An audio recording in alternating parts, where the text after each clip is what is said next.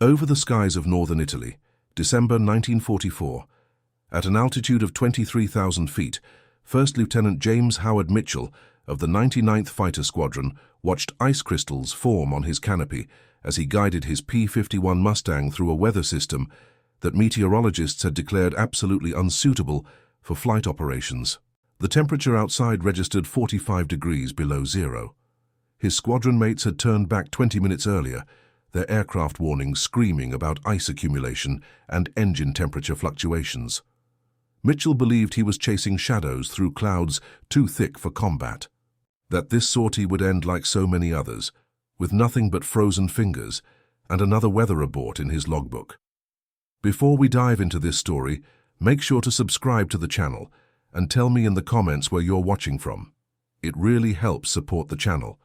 What he could not possibly know was that his willingness to fly through conditions others deemed impossible would transform him from a pilot with 2 confirmed victories into one of the most successful fighter aces of the entire Mediterranean theater and reveal a tactical vulnerability in German formations that no one had previously exploited.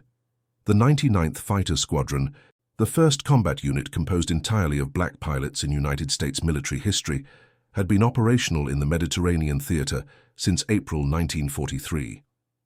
By late 1944, they had merged with the 100th, 301st, and 302nd Fighter Squadrons to form the 332nd Fighter Group, an organization that would eventually fly more than 15,000 combat sorties. Mitchell had joined the unit in June 1944 after completing flight training at Tuskegee Army Airfield in Alabama, where he had been one of 992 pilots to earn their wings in a program that operated from 1941 to 1946. His path to that frozen cockpit over Italy had been anything but straightforward.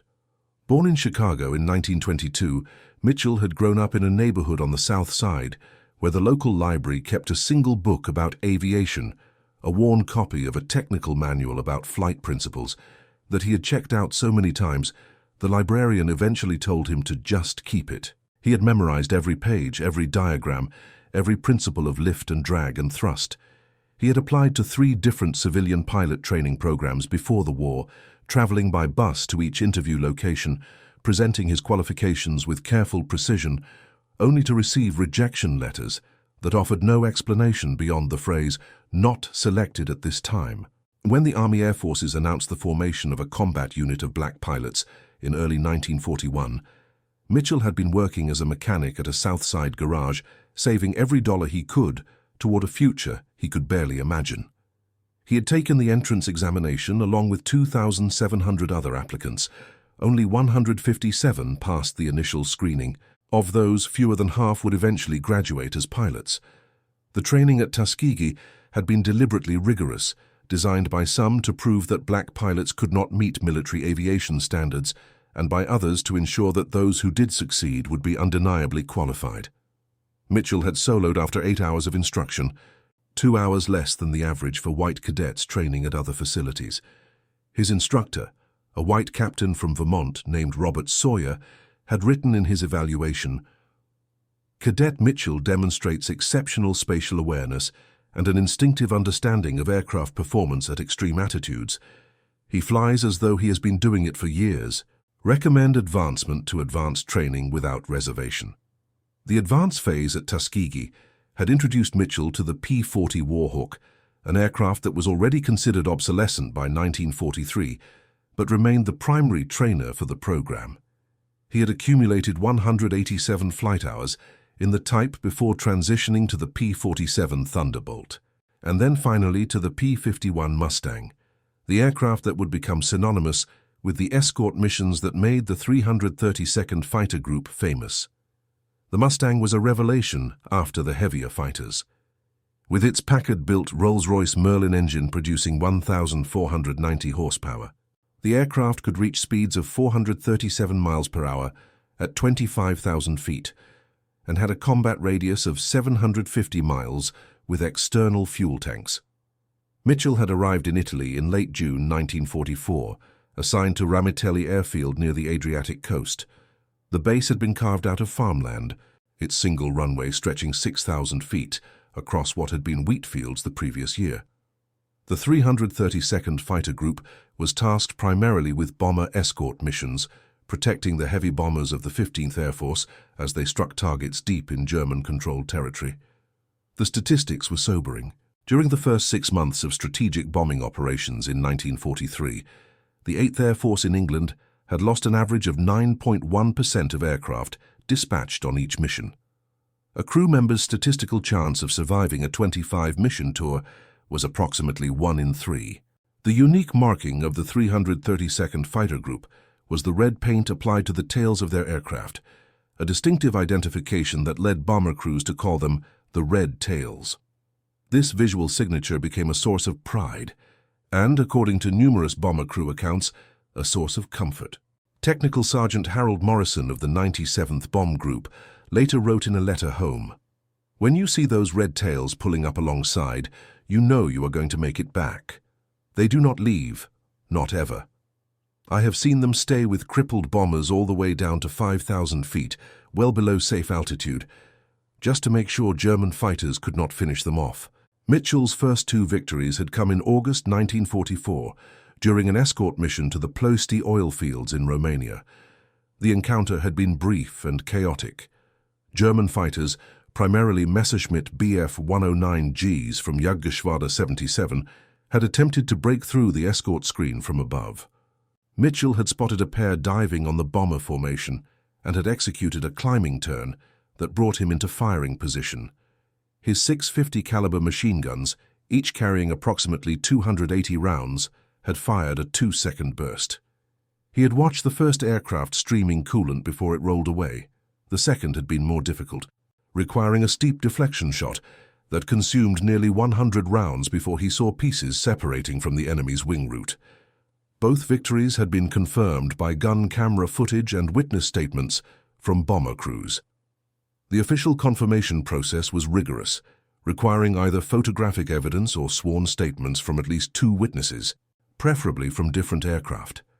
Mitchell's kills had been observed by the waist gunner and tail gunner of a B-24 from the 456th Bomb Group, who had filed a joint statement praising his aggressive pursuit and accurate gunnery. But 2 victories did not make an ace. The magic number was 5, and by December 1944, Mitchell had been flying combat missions for 6 months without adding to his total. It was not for lack of trying. The nature of escort work meant that the primary mission was protection, not pursuit. Standing orders emphasized maintaining position with the bomber formation rather than chasing enemy fighters.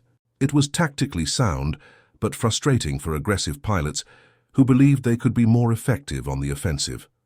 The weather in the Mediterranean theater during the winter of 1944-45 was historically severe. Meteorological records from the period show that December 1944 was the coldest in the region since 1929, with temperatures at altitude regularly dropping below -50 degrees Celsius. Frontal systems moving from the north brought dense cloud cover that could extend from ground level to 30,000 feet, creating conditions that reduced visibility to near zero and caused severe ice accumulation on aircraft surfaces. Standard operating procedure dictated that missions would be cancelled or recalled if weather conditions exceeded specific parameters. Ice accumulation, in particular, was treated as an absolute abort criterion. Ice added weight, disrupted the aerodynamic shape of wings and control surfaces, and could cause engine failure if it broke free and was ingested into air intakes. The P-51 Mustang, despite its many virtues, was particularly vulnerable to ice. Its laminar flow wing, which provided exceptional performance in clear conditions, could lose up to 30% of its lift coefficient with even minimal ice contamination on the leading edge. Mitchell had begun noticing something during the late autumn missions. When weather forced the recall of escort flights, the German fighters did not necessarily stand down. On several occasions, bomber formations had reported encounters with enemy aircraft in weather that American fighters had deemed unflyable. The attacks were typically brief and disorganized, but they were happening. It suggested that either the German pilots were more willing to accept weather risk, or they had better local knowledge of the conditions. On December 7, 1944, Mitchell had raised the issue during a mission briefing. The squadron commander, Captain William Campbell, a veteran pilot from Detroit with 7 confirmed victories, had listened carefully. Campbell was known for being open to input from his pilots, an unusual characteristic in the rigidly hierarchical military culture of the time. Mitchell had laid out his observation. "Sir, we are seeing enemy contacts in weather we would never fly in. That tells me one of 2 things. Either they are more desperate than we think, or they know something we do not about these weather systems." Campbell had leaned back in his chair, studying the weather map pinned to the operations tent wall. "What are you suggesting, Lieutenant?" "I'm suggesting that maybe these systems are not as solid as they look. If German pilots are operating in them, there must be lanes or layers where conditions are flyable. They are local. They know the terrain, the typical patterns. We are treating every weather system as uniform. But what if they are not?" Another pilot, First Lieutenant Marcus Williams from Texas, had spoken up. "That is an interesting theory, Mitchell, but it does not change the fact that ice will bring us down just as fast as German guns, maybe faster." Mitchell had nodded. "True, but what if we could identify which systems are actually dangerous versus which ones just look dangerous on paper? We could be missing opportunities." The discussion had continued for another 10 minutes before Campbell made a decision. "Here is what we are going to do.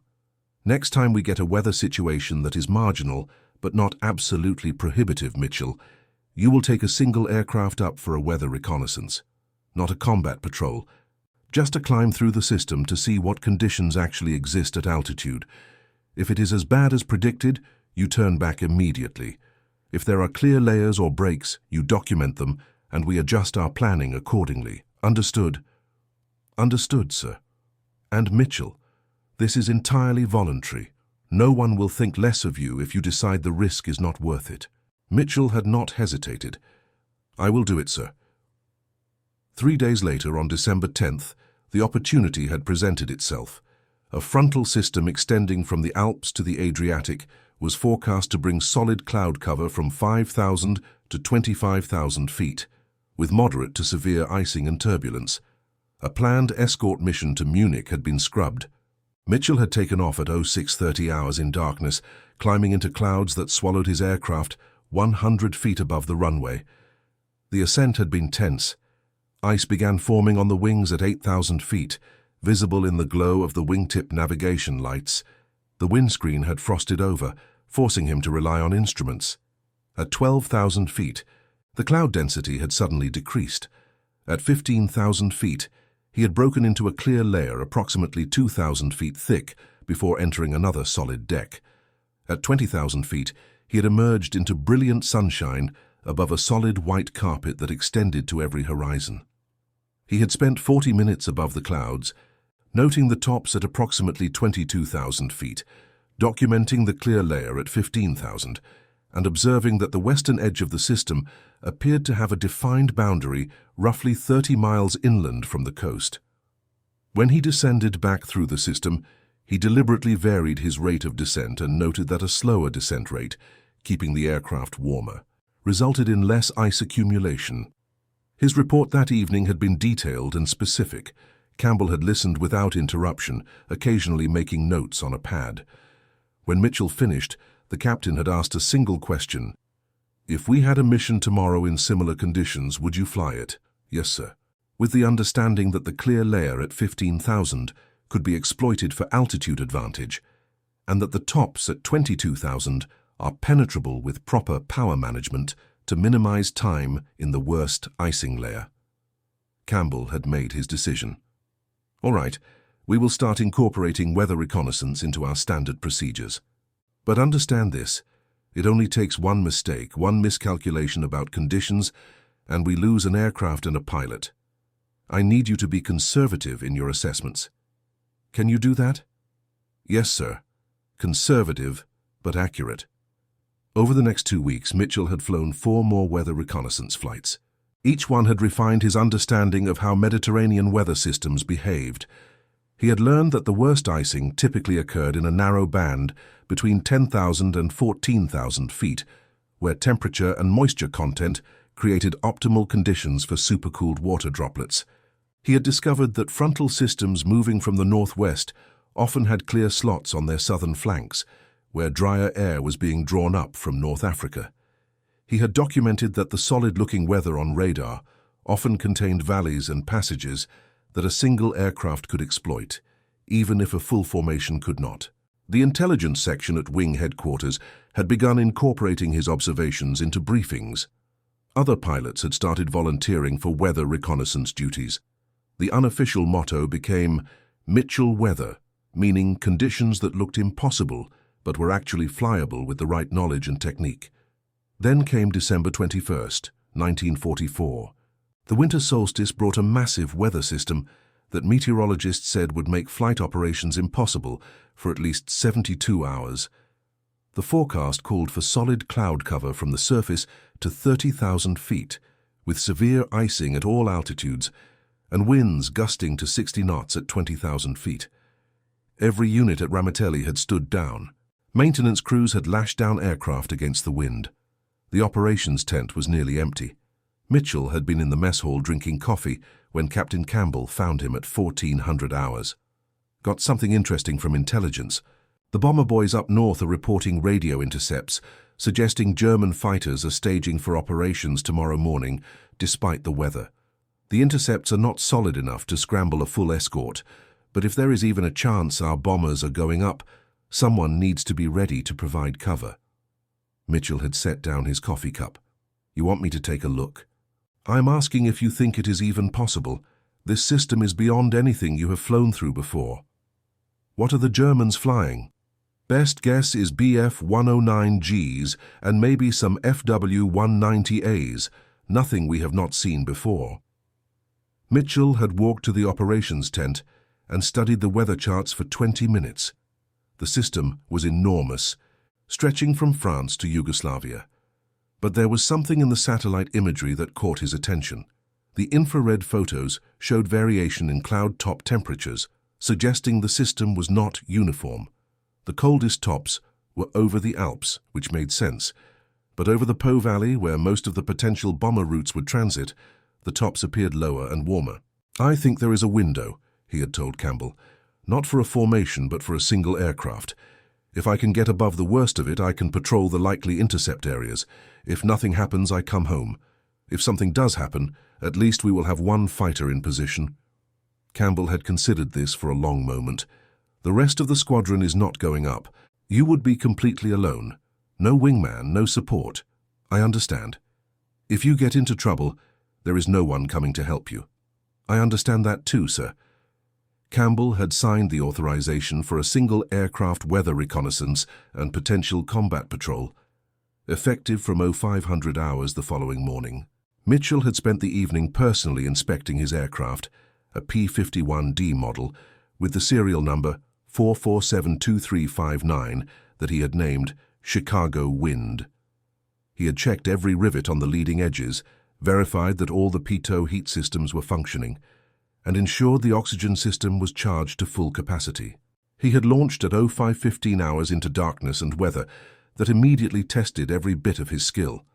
The climb-out was through turbulence severe enough to slam him against his shoulder harness, despite being strapped in tightly. Ice formed so quickly on the windscreen that he was flying purely on instruments by 500 feet. The artificial horizon was his lifeline, the only reference point in a world that had become completely disorienting. At 8,000 feet, the turbulence suddenly stopped. He had punched through into the clear layer he had predicted, a smooth band of relatively calm air between weather decks. He had leveled off and allowed the ice to sublimate in the warmer temperature, watching chunks break free from the wings and tumble away below. His hands had been shaking, not from cold but from the adrenaline of the climb. He had continued upward at 0600 hours, climbing toward the reported altitude of bomber formations. At 18,000 feet, he had broken through the top deck into clear air just as the sun was rising. The view had been spectacular, a landscape of white cloud mountains turned gold and pink by the dawn. He had been utterly alone, the only aircraft visible in millions of cubic miles of sky. His mission profile called for patrolling a racetrack pattern over the Po Valley between Verona and Venice, the most likely approach route for any German fighters attempting to intercept bombers heading north. He had established his pattern at 23,000 feet, flying slowly to conserve fuel, his head constantly swiveling to check every quadrant of sky. For 90 minutes, nothing had happened. The radio had been silent except for occasional static bursts. The world below remained hidden under solid clouds. Mitchell had begun to think the intelligence had been wrong, that he was burning fuel on a phantom mission. Then at 07:35 hours, he had spotted them, not below, where he had expected, but above. A formation of 6 aircraft at approximately 26,000 feet, heading south. The profile was unmistakable even at distance, the angular lines of Messerschmitt Bf 109Gs, their mottled grey and green camouflage visible against the blue sky above. Mitchell had keyed his radio mic. Ramitelli Tower, this is Tango 907. Contact. 6 bandits. Angels 26 heading 180, my position approximately 10 miles north of Verona. Am engaging. The response had been immediate. Tango 907, confirm you are alone. Affirmative, alone and engaging. Will report. He had pushed the throttle forward, feeling the Merlin engine respond with a surge of power that pressed him back into his seat. The Mustang accelerated smoothly, climbing toward the enemy formation. The tactical situation was clear in his mind. 6 against 1 were terrible odds in traditional combat, but he had 2 advantages. First, he was below them and approaching from their 6 o'clock position, which meant they might not see him immediately. Second, they appeared to be in a standard finger 4 formation plus a trailing pair, which suggested they were not expecting opposition. The closure rate was rapid. At 3,000 feet separation, Mitchell had armed his guns and adjusted his gun sight. The leading edge of the formation was clearly visible now. He could see the individual aircraft rocking slightly in the thin air, could make out the black crosses on their fuselages. At 1,000 feet, the trailing aircraft broke left suddenly, rolling into a defensive turn. They had spotted him. Mitchell had ignored the trailing pair and focused on the lead element, which was still flying straight. He had closed to 400 feet, settled the gun sight pipper on the trailing aircraft of the lead pair and pressed the trigger. The 650s had erupted with a sound like tearing canvas, the recoil causing the airframe to shudder. Tracers reached out across the gap, converging on the enemy aircraft. Mitchell had walked the stream of fire from tail to cockpit, seeing impacts spark along the fuselage. The canopy had shattered, and the Bf 109 had rolled inverted and entered a spin. No time to watch. Mitchell had pulled up hard, bleeding off speed in a climbing turn that brought him toward the second element. The leader of that pair had reversed course, attempting to get nose-on to Mitchell. Classic energy fighter tactics: give up position to force a head-on pass where the heavier armament of the German aircraft might prevail. Mitchell had done something unexpected. Instead of accepting the head-on or running, he had reversed again, accepting a high-angle off shot. The geometry was terrible for both pilots, but Mitchell had calculated that his 6 guns gave him better volume of fire. He had fired a 3-second burst that was more prayer than precision, then pulled through into a rolling scissors maneuver. The Bf 109 had tried to follow, but the Mustang's superior roll rate gave Mitchell the advantage. 2 rolls and he had reversed their positions. Now he was behind at close range, with the German pilot desperately trying to extend. Mitchell had closed to 200 feet and fired another 2-second burst. This one was precise, stitching holes from the engine cowling to the wing root. White smoke had appeared instantly. Coolant. The German aircraft had nosed over, trailing a white stream that turned to black as the engine seized. The radio had suddenly come alive with German voices, urgent and overlapping. Mitchell could not understand the words, but the tone was clear: warning, panic, coordination. The remaining 4 aircraft had abandoned whatever mission they had been flying and were all converging on him. What followed was 7 minutes of the most intense combat flying Mitchell had ever experienced. 4 experienced pilots in capable aircraft, all focused on eliminating a single enemy. The mathematics of the situation were brutal. Mitchell was outnumbered 4-1. Each enemy aircraft had 2 20mm cannons and 2 machine guns. Per single hit from a 20mm round could be catastrophic. But Mitchell had an advantage that became apparent in the first 30 seconds of the engagement. He was willing to dive into the clouds. The German pilots, operating far from home in terrible weather, were not. Every time Mitchell felt overwhelmed by the geometry of the fight, he would brake hard and drop into the cloud deck, using it as a shield. He would pull through and emerge at a different angle, forcing the Germans to reacquire him and reset their attack. On the third such maneuver, he had timed his emergence to coincide with a climbing turn that brought him underneath and behind one of the German aircraft. The pilot had been looking the wrong direction, scanning the cloud tops for Mitchell to appear somewhere else. Mitchell had fired from directly below, a deflection shot into the belly of the aircraft where fuel tanks were located. The Bf-109 had simply exploded, a bright orange fireball that showered burning debris across the sky. 3 remained, but now Mitchell could see they were becoming more cautious. The aggressive tactics of the first minute had given way to circling, trying to set up coordinated attacks instead of individual passes. They were learning to respect the clouds as much as they respected his gunnery. Mitchell had decided to change the dynamic. Instead of waiting for them to attack, he had gone on the offensive. He had selected the aircraft that appeared least confident, the one that was maintaining the widest separation from the others, and had committed to a sustained pursuit. He had chased that Bf-109 through a series of turns, each one bleeding energy from both aircraft until they were both down to 200 knots indicated airspeed and approaching stall buffet. The German pilot had tried a last desperate maneuver, pulling straight up in an attempt to use his aircraft's superior sustained turn rate at low speeds. But Mitchell had anticipated it, cutting inside the turn and firing a sustained burst as the enemy aircraft hung nearly motionless at the top of its climb. The Bf-109 had stalled, fallen sideways and entered a flat spin. Mitchell had watched it tumble down into the clouds, trailing smoke. 2 left, but now Mitchell's tactical situation had deteriorated significantly. The fight had consumed an enormous amount of fuel. He had burned through nearly 200 gallons in the high-power maneuvering, which left him with less than 100 gallons remaining. At his current altitude and power setting, that translated to approximately 25 minutes of flight time. Ramitelli was 30 minutes away, and that was without accounting for the fuel required to climb back through the weather system. The remaining 2 German pilots seemed to sense his predicament. They had positioned themselves on opposite sides of Mitchell, high and offset, forcing him to choose which one to defend against. It was a textbook pincer maneuver. If he turned toward one, the other would have a clean shot at his 6 o'clock position. Mitchell had made a decision that felt both calculated and insane. He had nosed over into a steep dive directly toward the cloud deck, accelerating to over 400 knots, indicated airspeed. Both German aircraft had followed, unwilling to let him escape. Mitchell had pulled up hard just before entering the clouds, a brutal 8G turn that grayed his vision and made every rivet in the airframe groan. The Mustang had shuddered on the edge of structural limits, but had held together. The first German pilot, following too closely, had tried to match the turn. His aircraft had not responded as well.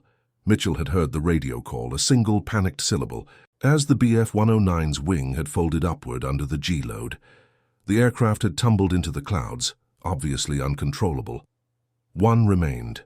Mitchell had leveled off and found himself face to face with the last German pilot at a range of approximately 1,000 feet, both aircraft heading directly toward each other. It was the head-on pass that Mitchell had been avoiding throughout the engagement. Both pilots had opened fire simultaneously. Mitchell had seen the sparkle of cannon fire from the Bf-109's nose, had felt impacts along his left wing, but had kept his finger on the trigger, and his aircraft pointed directly at the enemy. They had passed so close that Mitchell had clearly seen the German pilot's face, pale and tense behind the canopy. Then they were past each other, both aircraft pulling into climbing turns to see who would gain position first. Mitchell had checked his instruments quickly. Fuel was critical. Oil pressure was still good. Temperature was rising slightly, but not alarmingly. The hits to his wing had punched holes through the metal skin, but had not struck anything vital. The German pilot had apparently had enough. Mitchell had watched the Bf-109 roll wings level and head northeast at full power, clearly running for home. Mitchell had briefly considered pursuit, but his fuel state made that impossible.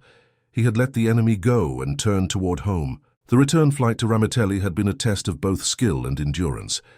Mitchell had descended into the cloud deck carefully, managing his power to minimize fuel consumption. He had navigated by dead reckoning, using the compass and his clock to estimate position. At 10,000 feet, he had broken through the bottom of the clouds and had found himself over the Adriatic, far to the east of where he had expected to be. The winds at altitude had been stronger than forecast, pushing him off course. He had turned west, following the coastline, watching his fuel gauge drop toward empty. His calculations suggested he had perhaps 10 minutes of fuel remaining, possibly less if he encountered headwinds. Ramitelli was somewhere ahead, hidden in the murk and rain that was now pelting his windscreen. At 5 miles out, the engine had coughed once. Mitchell had immediately reduced power and began a shallow descent, trading altitude for glide distance. The engine had smoothed out, but the warning was clear. He was running on fumes.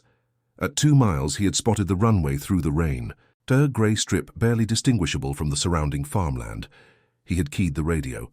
Ramitelli Tower, Tango 907 on final emergency fuel state, coming straight in.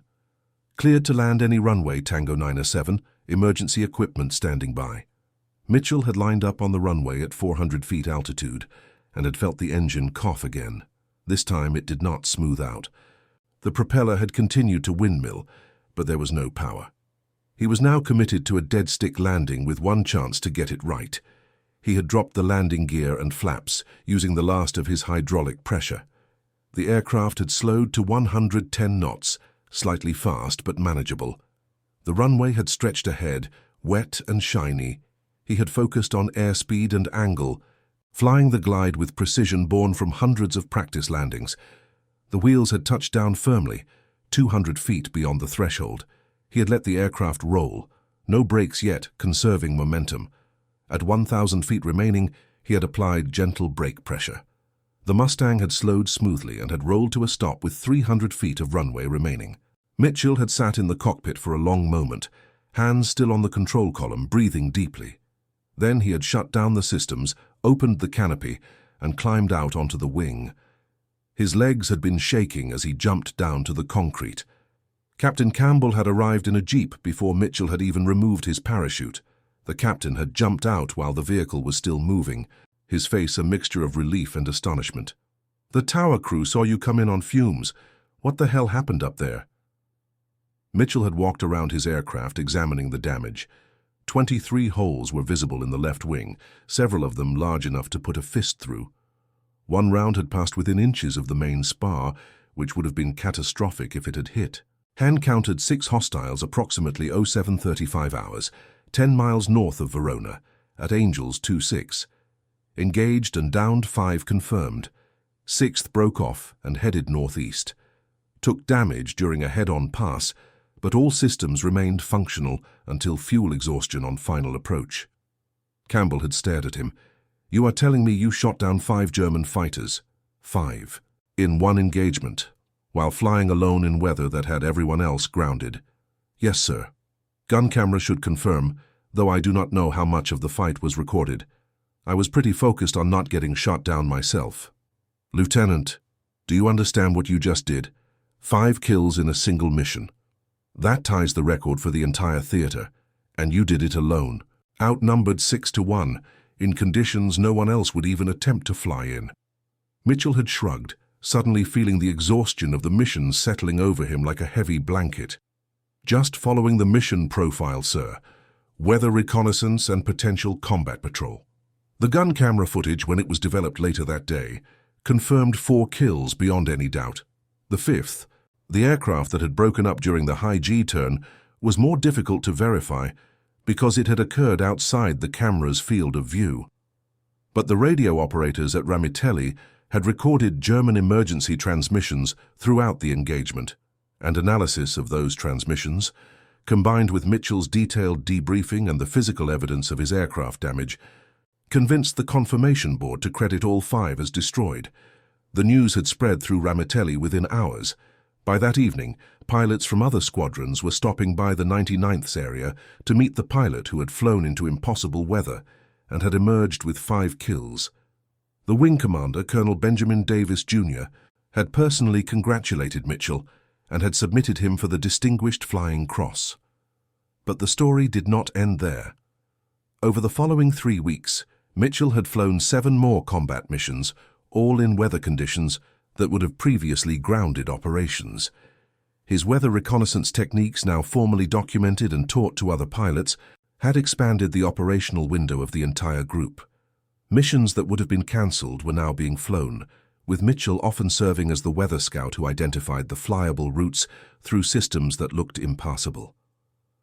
On January 5, 1945, Mitchell had been leading a 4-aircraft flight, providing escort for a reconnaissance mission over northern Italy, when they encountered a formation of 8 German fighters attempting to intercept the reconnaissance aircraft. The ensuing engagement had lasted 12 minutes. Mitchell had personally accounted for 3 more confirmed victories, bringing his total to 8. The other 3 pilots in his flight had each scored single kills, and the reconnaissance mission had been completed successfully.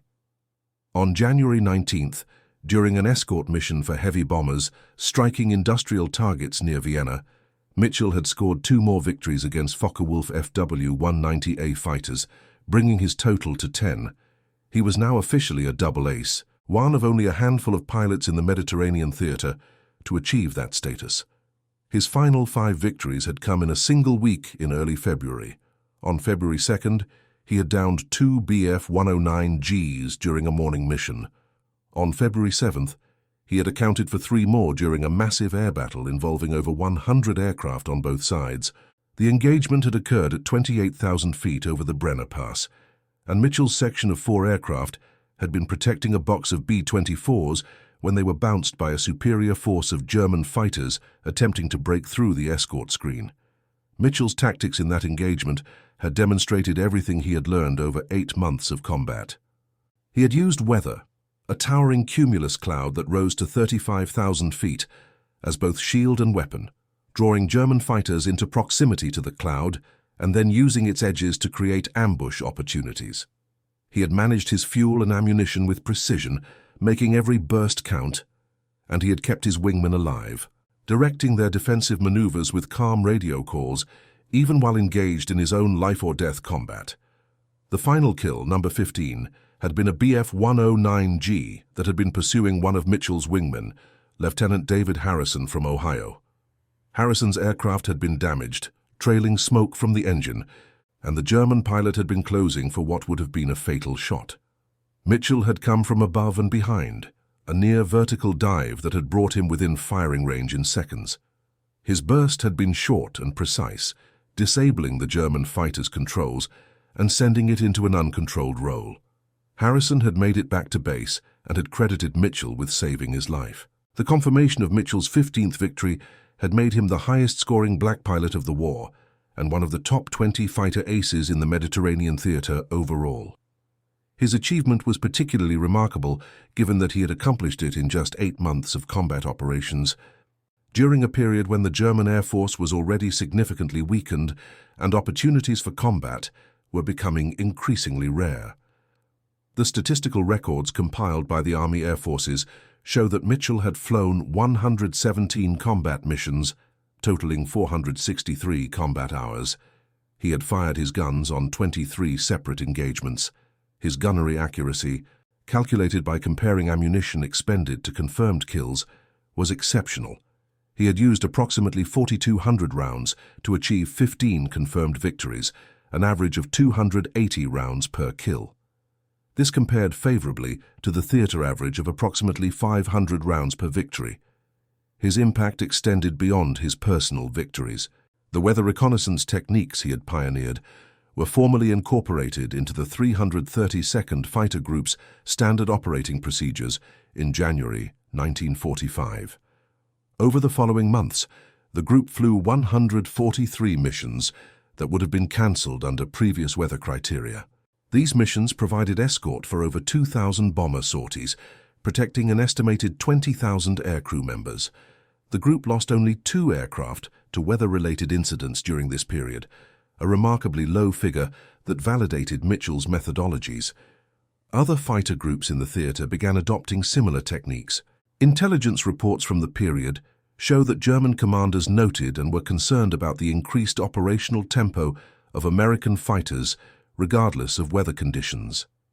A captured German document from March 1945 A tactical assessment by a Luftwaffe General Staff officer specifically mentioned, "Enemy escort fighters are now operating in weather that our own forces consider prohibitive. This gives them effective operational freedom regardless of meteorological conditions, which places our interceptors at a severe disadvantage in planning and executing defensive operations." Mitchell's story also became important in the broader narrative of the Tuskegee Airmen. The 332nd Fighter Group had faced significant skepticism about their capabilities from some quarters of the military establishment. There had been doubts, often expressed in terms that barely concealed racial prejudice, about whether black pilots could perform effectively in combat. The statistical record compiled by the group, over 15,000 combat sorties, 150-plus aerial victories, only 25 bombers lost while under escort out of thousands protected, provided undeniable evidence of their competence. Mitchell's achievements added to that record in a specific way. He had not merely been a successful pilot operating within established parameters. He had innovated, had identified a tactical opportunity that others had missed, and had exploited that opportunity with skill and courage. His weather reconnaissance work demonstrated intellectual initiative, his combat record demonstrated technical proficiency, and his survival over 117 missions demonstrated judgment and discipline. After the war ended in May 1945, Mitchell had remained in Europe with occupation forces until August.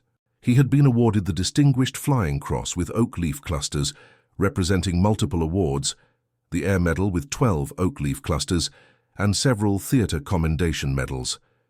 He had been promoted to captain in July 1945 and had been offered a position in the peacetime Air Force, which was desperate to retain experienced pilots. He had declined. In September 1945, he had returned to the United States and had been discharged at Camp Kilmer, New Jersey.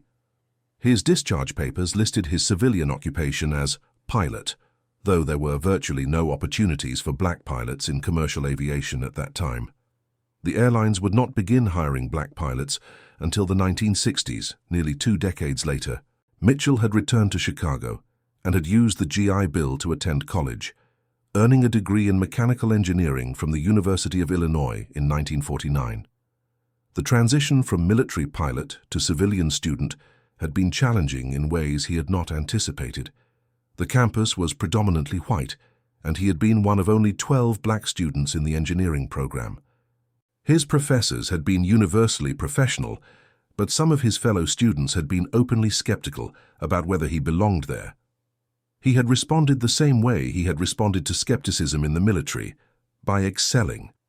He had graduated with honors, earning recognition for his senior thesis on stress analysis in aircraft structures, a topic that drew directly from his combat experience, observing battle damage and structural failures under extreme conditions.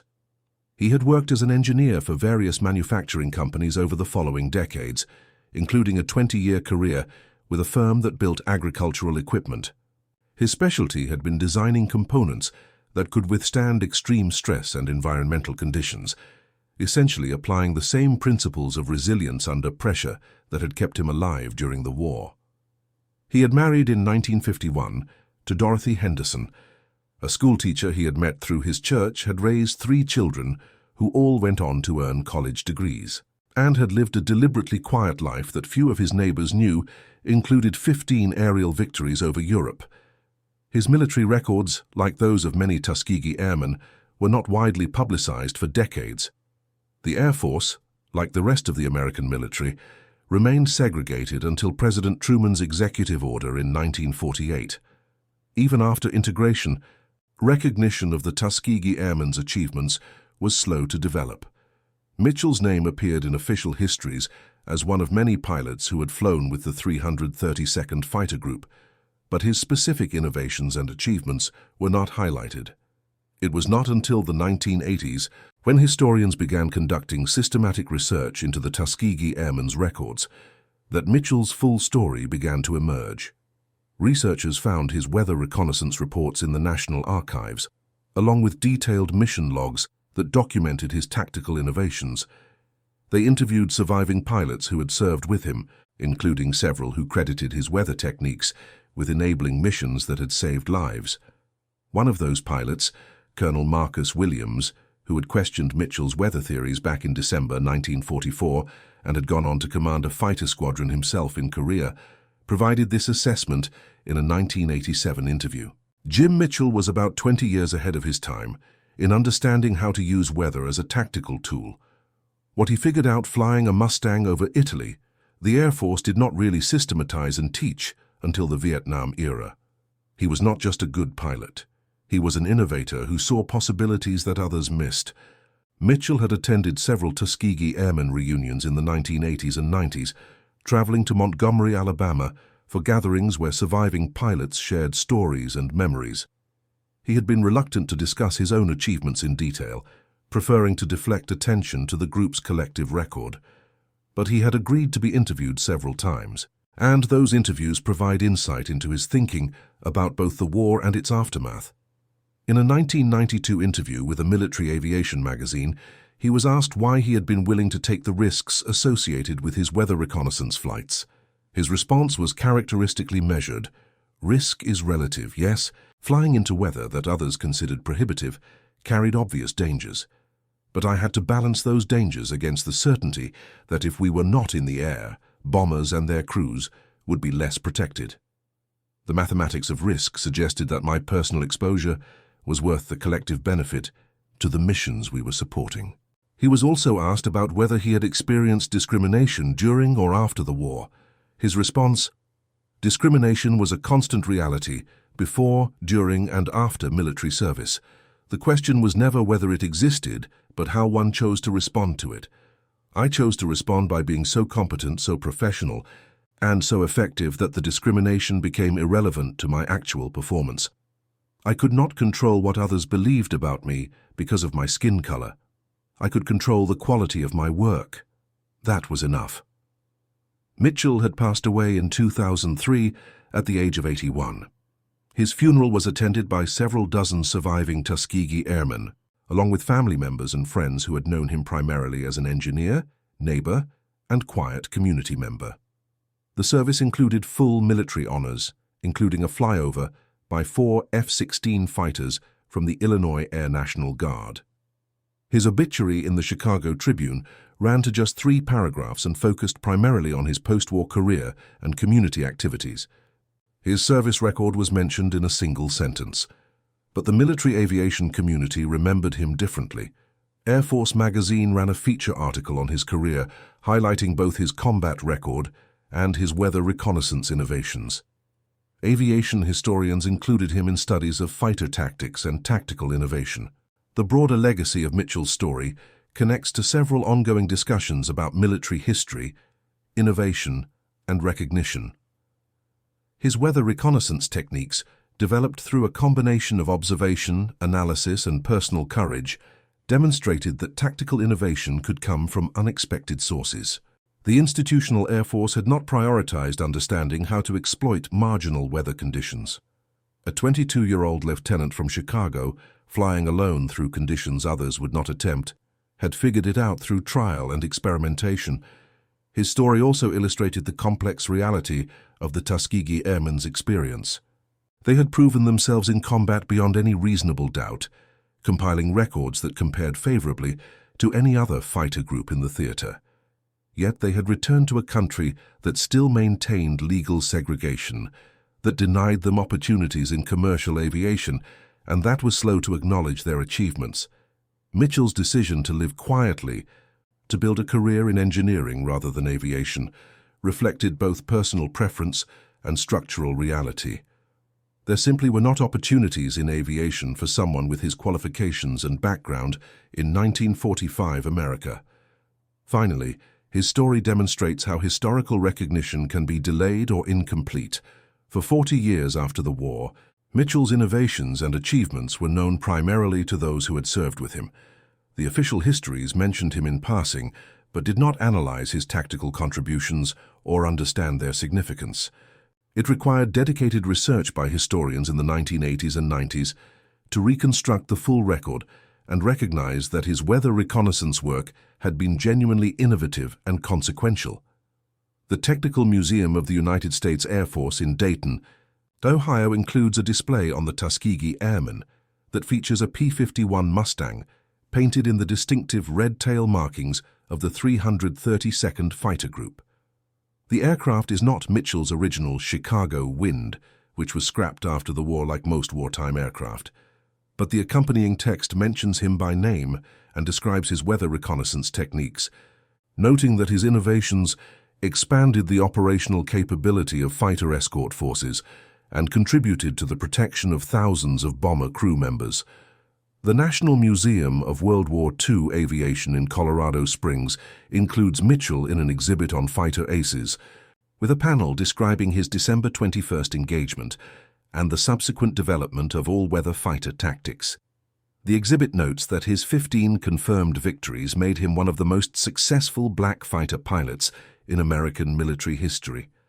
Educational materials developed for schools often include his story as an example of tactical innovation under pressure. The Air Force Academy uses his weather reconnaissance flights as case studies in courses on leadership and decision-making, examining how he identified an opportunity, developed a methodology to exploit it, and convinced superiors to adopt new procedures.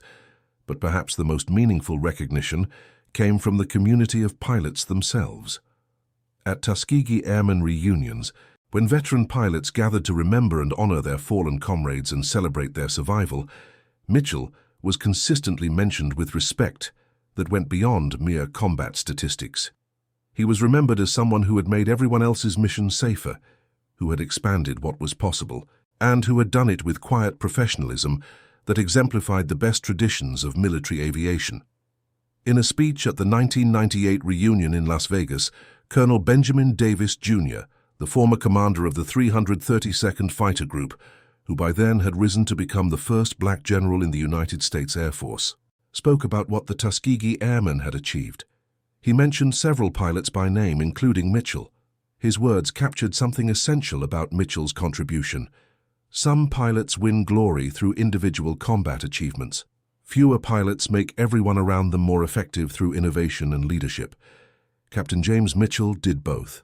His 15 victories spoke to his personal courage and skill. His weather reconnaissance work spoke to his intelligence and dedication to the mission. Together, they represent the highest ideals of military aviation.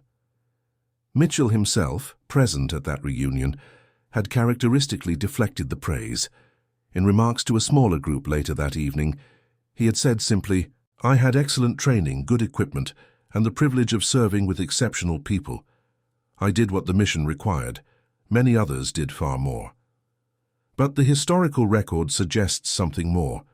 In the cold skies over Italy during the winter of 1944 to 1945, a young pilot from Chicago had seen an opportunity that others missed.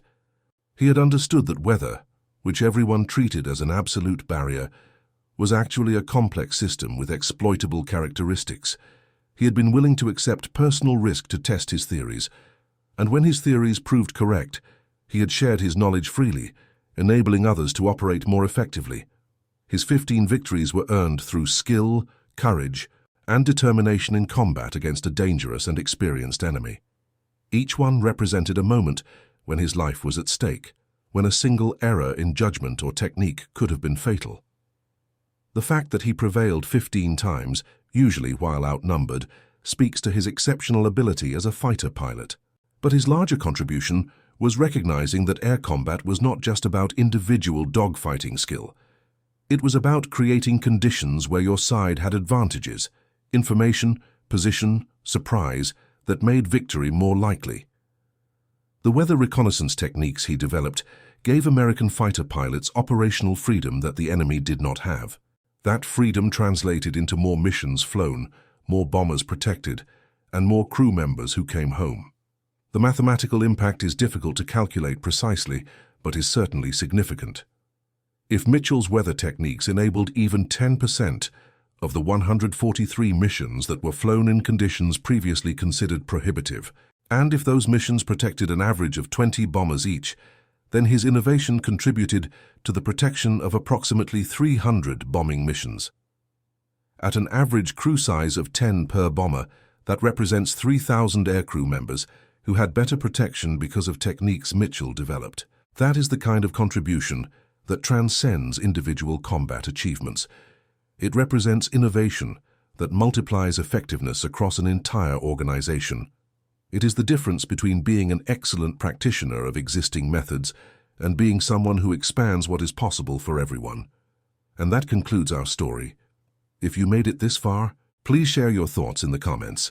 What part of this historical account surprised you most? Don't forget to subscribe for more untold stories from World War II and check out the video on screen for another incredible tale from history. Until next time.